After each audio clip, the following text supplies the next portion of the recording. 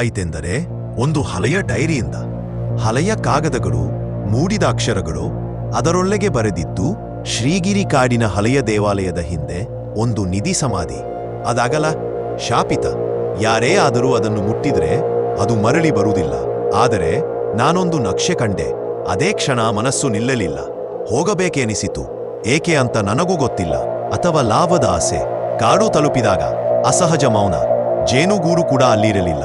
ಹೆಜ್ಜೆ ಹಾಕಿದ ಪ್ರತಿ ಸೌಂಡ್ ಹೃದಯ ಬಡಿತಕ್ಕಿಂತ ಹೆಚ್ಚಾಗಿತ್ತು.